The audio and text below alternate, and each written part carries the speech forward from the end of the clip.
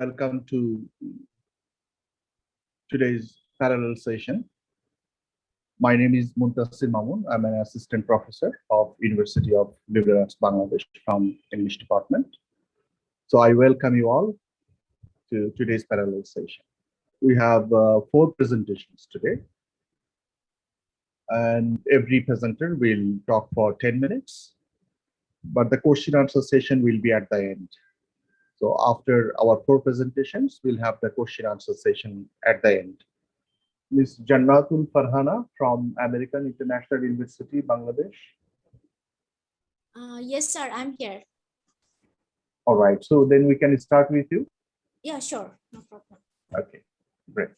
So Ms. Jannatul Farhana, topic is an eclipse on the 1,000 suns in Afghanistan. So without further ado, I would request Ms. Jannatul Farhana from AIUB to please start her presentation. Assalamualaikum and a very good afternoon to you all. This is Jannatul Farhana. I'd like to welcome you all to my presentation, and the title of my presentation is An Eclipse on the 1,000 Suns in Afghanistan. And throughout the presentation, I will be trying to cover actually 2 main points. One is the transformation of the Taliban from the patriotic freedom fighters to the terrorists, and I have actually coined this transformation as an eclipse. And later on, in the later part of the presentation, I will be talking about the reasons behind the excessive and uncontrollable trauma of Taliban rule in Afghanistan that we have, I think almost everyone, we observed that like terrific moment that they had on all the international medias. So without talking more about introduction, let's move to the birth of Taliban. In Pashto language, Taliban means actually the student. Initially, the leader of the Taliban group was Mullah Umar. He formed his group with 50 students. It was actually a cross-border movement led by Afghan Pashtuns trained in Deobandi madrasas in Pakistan. The madrasas were actually attracting students, not actually students specifically, they were the refugee Afghan boys with food and shelter along with education. So during the Soviet war, the school's graduates joined the Mujahideen, that is another Islamic group in Afghanistan, to fight in Afghanistan in defense of Islam. But as the civil war then pitted Muslim against Muslim, so the Taliban thought that they should shift their goal to ending that disorder, while also they tried to reform Afghanistan's religious and cultural practices by creating a pure Islamic state along Salafist lines.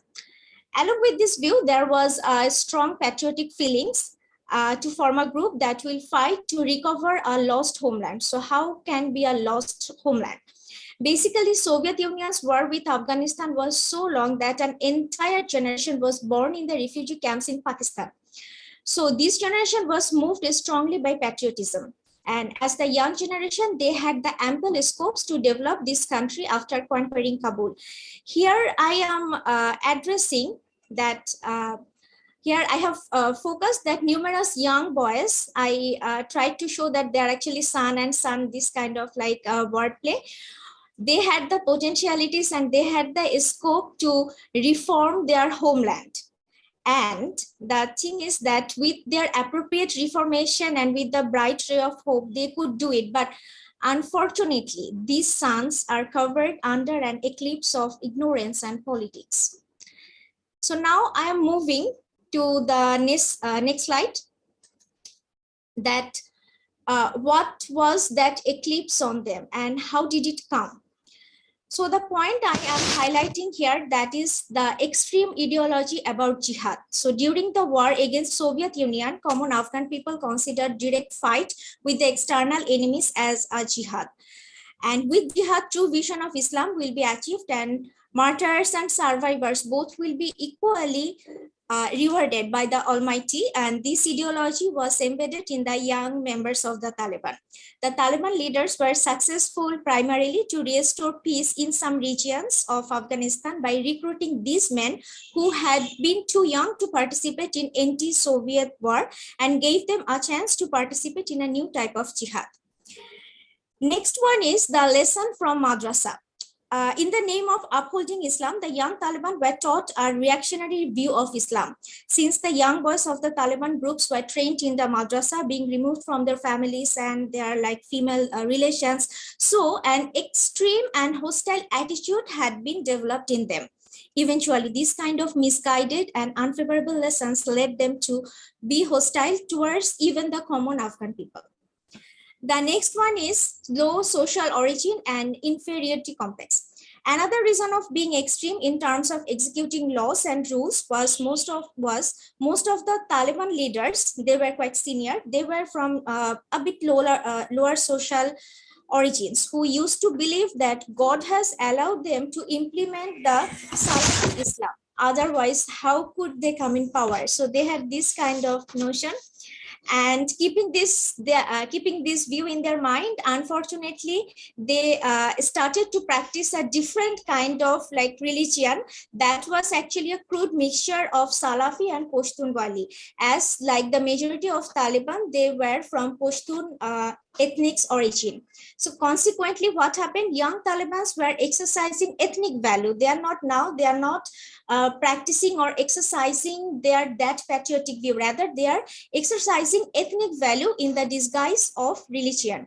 The next one is Taliban was incompetent in implementing Sharia law due to their incomplete knowledge of jurisprudence and incapability to formulate rulings backed up by theological evidence. It was supported by Al-Azhar Egyptian clerics that their knowledge of religion and forming law is lacking because they have no knowledge of the Arabic language, linguistics, and literature, and hence they did not learn the true Islam. And the last point that I will be highlighting here, that is being misguided by the similar view to that promoted by like referencing from the back, like 17th century English religious Puritan Oliver Cromwell, who declared that if God be for us, who can be against us? So probably the Taliban leader Mullah Omar was very reluctant to develop and maintain external relations outside Afghanistan, taking this view very seriously. Eventually, this alienation made the young Taliban incompetent because they were completely deprived of modern technology, modern education, modern thinking. They were ignorant, and they were eventually they become very aggressive and extremely hostile to the common people. In the next slide, now I will be like focusing light on that, how people started to have that kind of trauma, what happened actually at that time, I mean, during the rule of Taliban. The first point that they had the wrong implementation of Sharia law, because in Sharia law, it was mentioned that the rulers should take responsibility of the citizens' crime. They are supposed to provide enough supplies for food, and they have to ensure all the basic rights. But Taliban, they didn't do that. And without doing that, without ensuring all the basic rights, they started to punish the criminals or punish the like defaulters extremely. So then the Afghan people, they started to feel very shaky at that time. And the next one is they like Taliban, they started to abolish the culture of Afghanistan. Every country has their own like culture in spite of sharing the common religion. They have their own culture. When Taliban started to attack on their culture, then the Afghan people started to have the identity crisis. Okay, in the third point from Voice of Sharia, our wanton is now known as the Islamic Emirates of Afghanistan. These are the laws that we will enforce and we will obey. From this, actually, I have taken this information from Khalid Husseini's A Thousand Splendid Sun. Because I have found that in that book, the picture was so clear and it really heart-touching when we go through the rules of Taliban. So in the next slide, I'm just going to show that how many things were prohibited under Taliban rule. Actually, everything was prohibited. If you just like go to the list for women, I am just focusing women first because I'm like women. So going outside was prohibited, using cosmetics, jewelry, wearing fancy clothes, speaking loud, laughing loud in public, attending school, working outside, receiving advanced medical support from the hospitals. These were also prohibited for the women at that time. So was only the women victim. No, there were more things that like Taliban prohibited for actually all kinds of sports were prohibited, music, entertainment, studying literature, as statues that resemble living creatures, notably Bamiyan Buddha, that is from the pre-Islamic era, that was also like demolished by uttering 3 times Allahu Akbar. So they destroyed everything, and even they closed the university, so that the scope for higher education or the scope of modern education cannot be taken anymore. This was not the end. More brutality was there by the Taliban tool, that is they started to systemic ethnic cleansing, that is the brutal mass killing of Hazaras in Hazarajat. So Hazara is actually the Shia Muslims, and this is very obvious that in Islam, so Sunni and Shia, they always have this kind of very sharp conflict in practicing Islamic rules. They practiced, again, Taliban, they practiced extreme non-secularism. They executed numbers of Christians. They like gave badges for the Hindus so that it can be identified very easily who is Muslim, who is Hindu. They murdered the former president Nazibullah, and there was no external relations and financial aid to restore the economy of Afghanistan. So in this state, actually, it was, I mean, good enough for any nation to be in a trauma, because living in this context, common Afghan people were in a desperate struggle against starvation, brutality, and fear. And another thing that I found from my perspective, I can say that decades under the rule of Hamid Karzai and Ashraf Ghani have altered the vision of common Afghan people. They are not moved like fanatically by the idea of jihad, as they have enough experience of its devastating effects.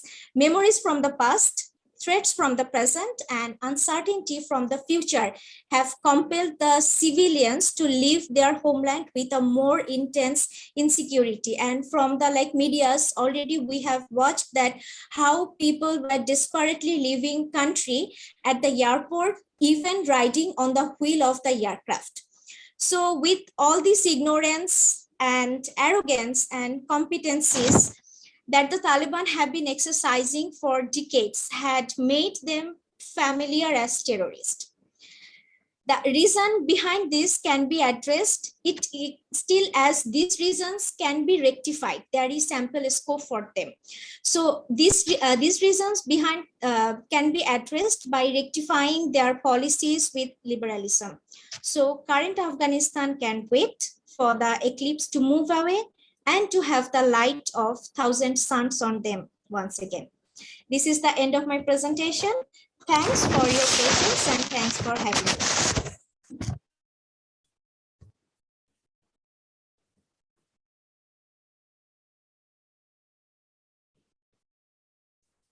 Moderator, sir, it's to you.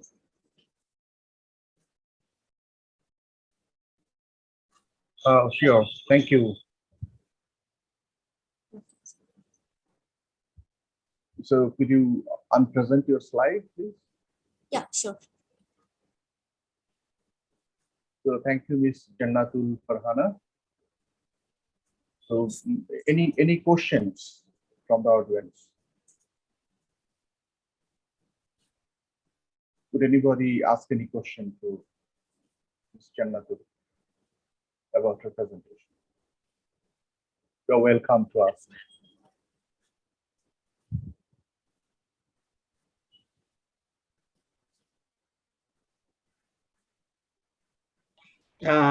May I just ask something here?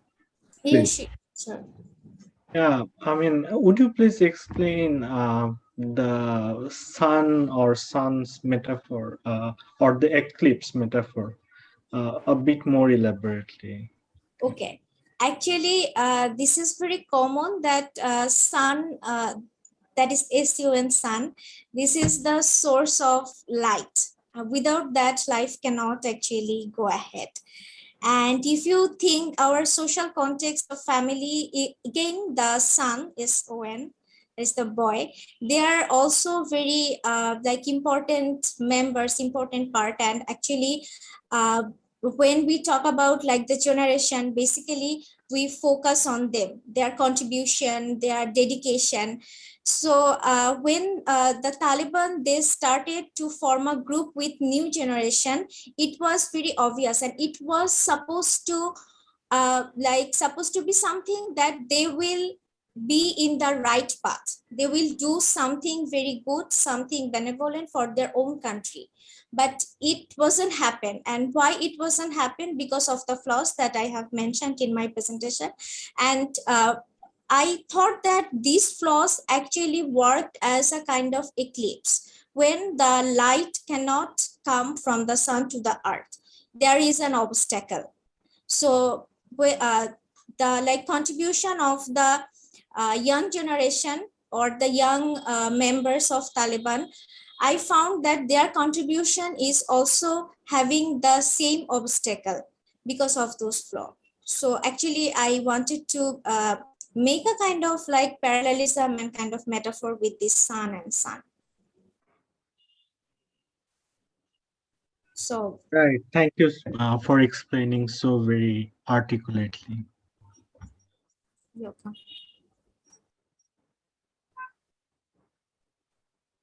So any more questions?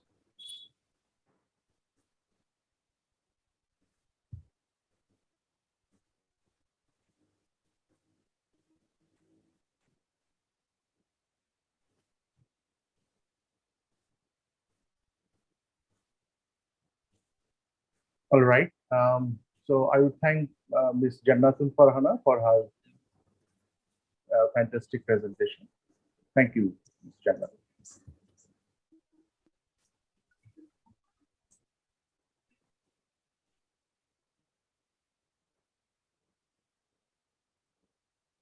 Then our next presenter is Shafaq Muzaffar from University of Kashmir, India. Mr. Shafaq, are you here?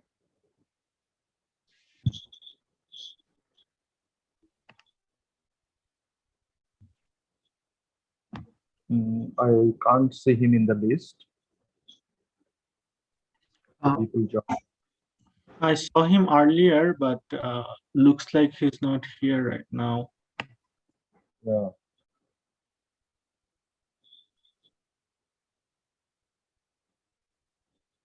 So I'm afraid the other two presenters are also have not joined. Mm-hmm.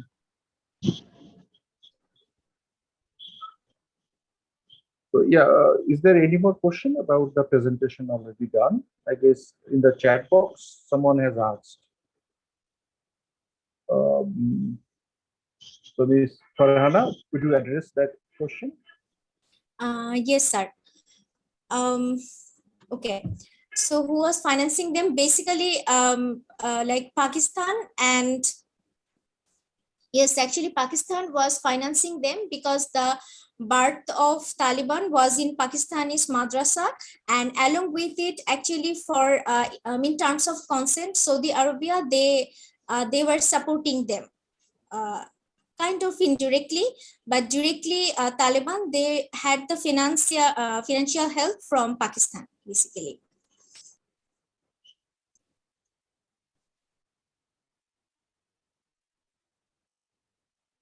The person who has asked that question is actually Madame France Marquet. She's the representative of South Asia Foundation to UNESCO. We are actually very happy to have you here, Madame France Marquet. Thank you so much. I mean, it's really encouraging for us to see that a person of your stature is also coming to parallel sessions and participating in discussions. Thank you so much. Absolutely. Thank you, ma'am. Thank you so much. So anybody else would add any question or comment to the presentation already done by Ms. Jannatul Farhana? I have just another very silly question, which is, may I go ahead? Please. Yes, sir. Yeah, so the question is, I mean, which discipline does your paper belong to? Is it social science, or I mean, one of the social sciences? Is it literary studies? Is it cultural studies? What do you think, and why do you think so? Yeah. Actually, honestly speaking, I at first I wanted to prepare it as a kind of like literature study, because then my focus was entirely on the Thousand Splendid Sun. Then while going through it and analyzing it, I found that like everywhere in when I was like studying other papers, articles as well, then suddenly I found that actually everywhere people are blaming this group of people. They are considering them terrorists, but no one is saying that what was their flaw, whether all the flaws were deliberate. So then I started to go for like some history books, and recently I have bought 4 to 5 books actually for that. And within a very short time, I just try to blend it with like a bit literature study and a kind of social study, as I most of the information has been taken from the like history books and like the people on YouTube, the scholars who are giving their opinions about Taliban, like rise and demise of Taliban. So it's actually a blended kind of paper. So I must say. Yeah, no, it's encouraging that I mean, people like you engaging in interdisciplinary studies. It's very it's very inspiring for all of us. Thank you so much. Welcome, sir.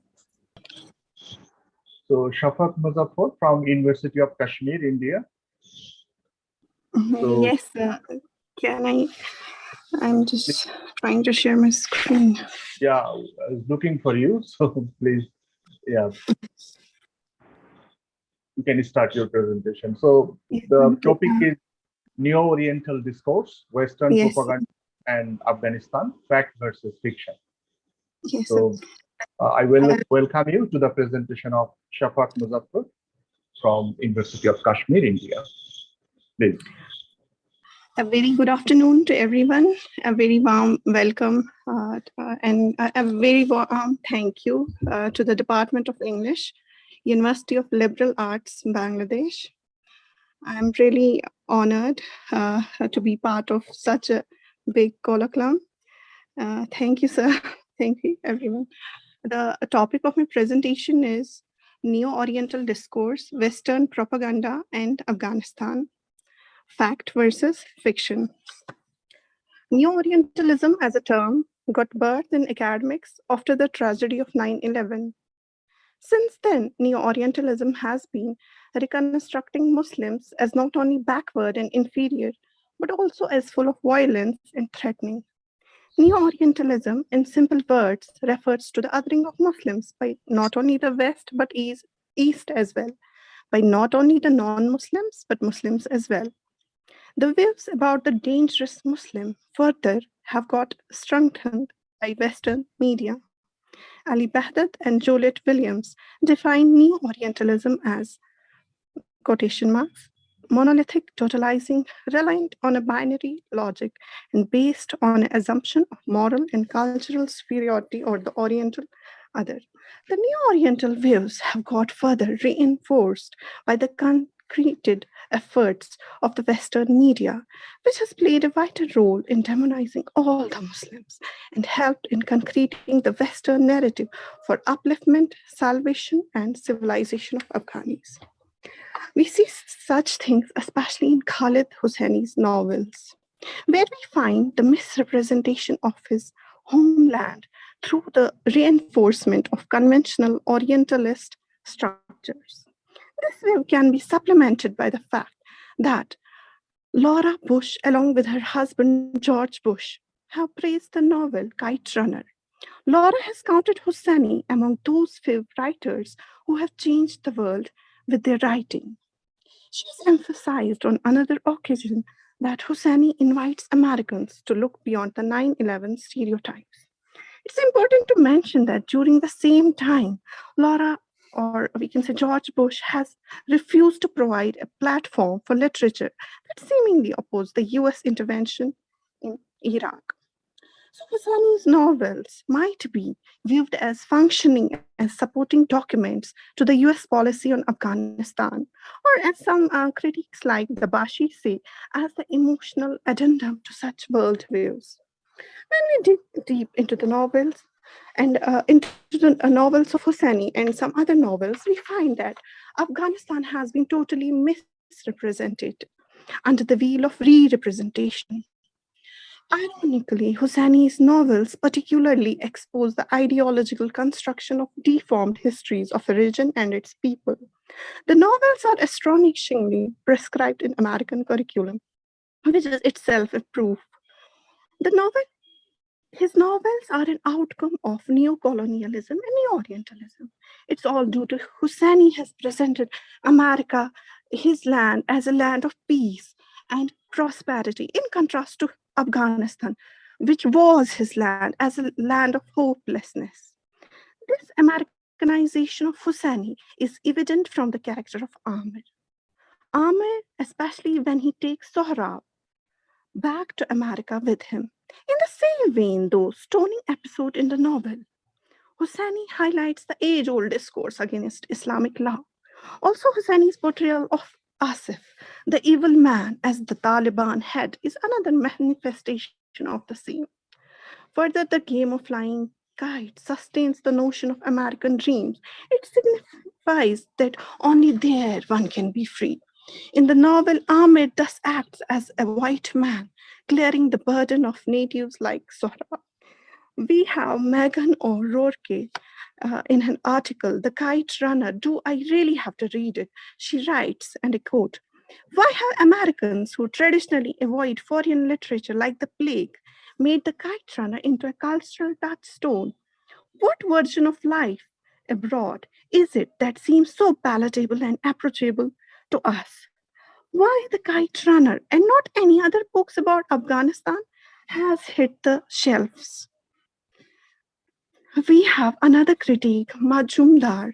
He writes, "The phenomenal success of the Eastern novel in West is deeply related to the cultural affinity between the comrade writer and their audience. The comrade's work are in circulation in the West, where often a facile multiculturalism makes them very acceptable.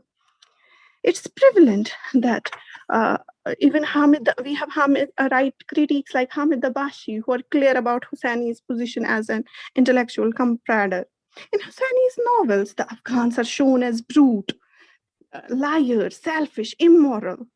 So that the American forces, their presence, that can be easily justified. Hamid Dabashi writes that writers like Hosseini can feign in authority while telling their conquerors not what they want to know, but what they want to hear. Another Orientalist stereotype which the novel upholds is that Orient is poor, poverty-stricken, undernourished.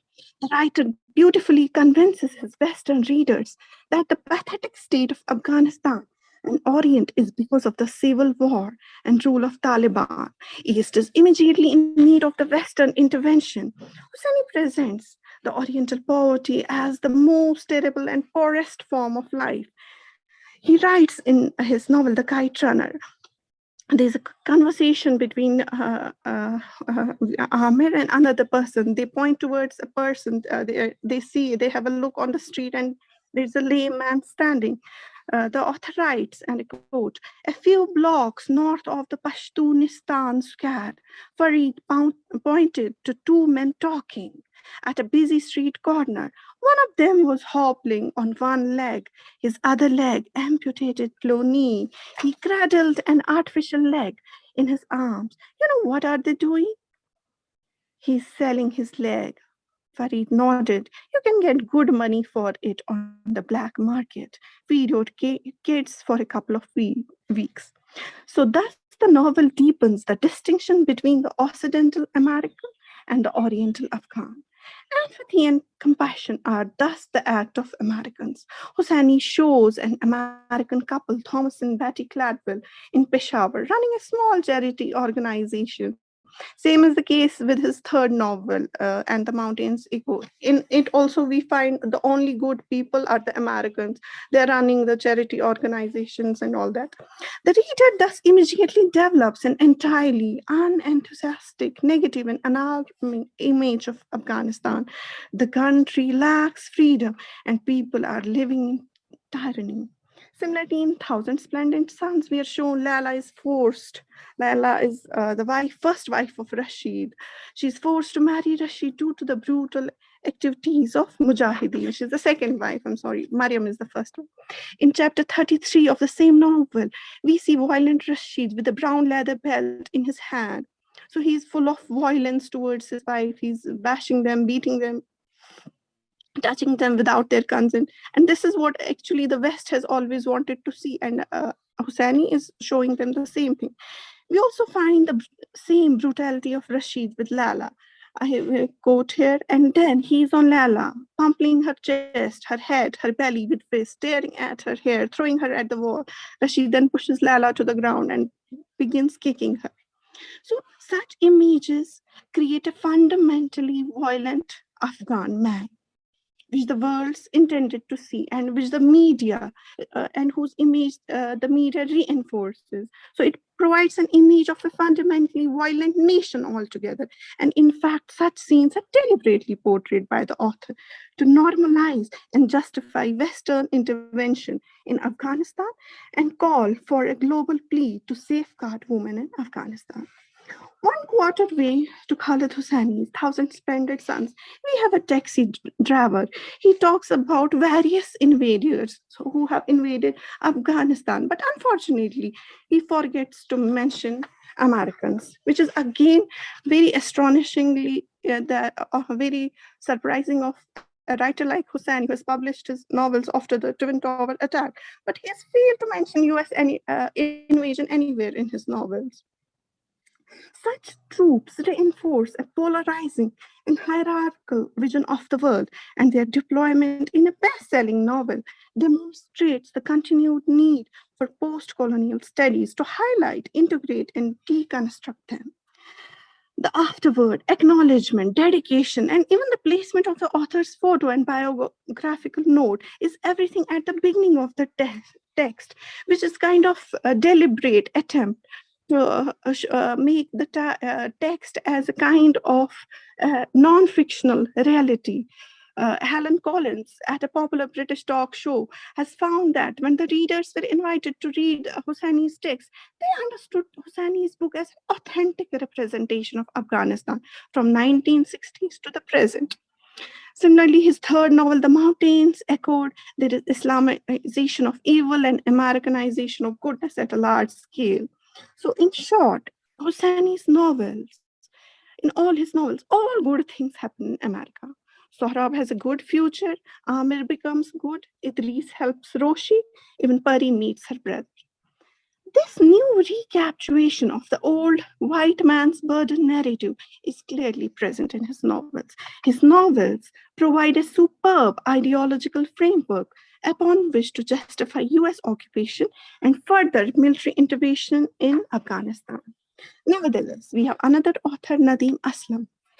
In his select novels such as The Wasted Vigil, The Blind Man's Garden, which are set in Afghanistan, we witness the actual workings of US neocolonial and neo-Oriental forces.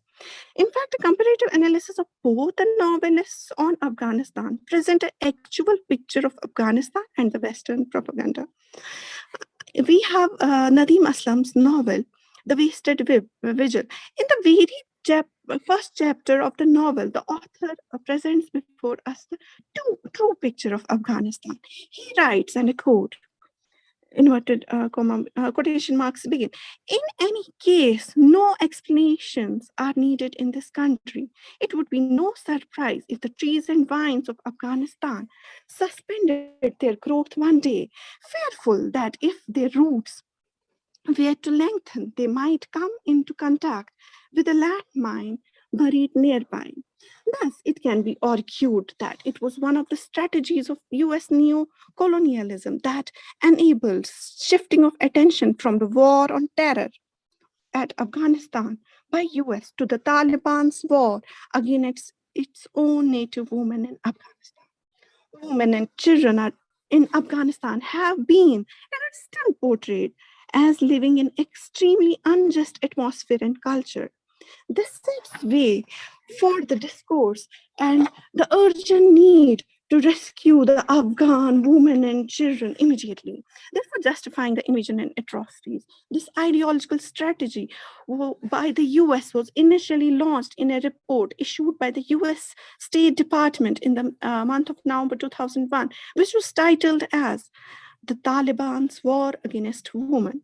In this witty report, Bureau of Democracy, Human Rights and Labor established and universalized the atrocities by the Taliban on Afghan women.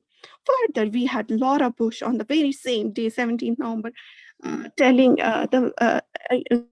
who got the opportunity to use her husband's weekly radio. She addresses and acted as a catalyst in the ongoing outrage against Taliban.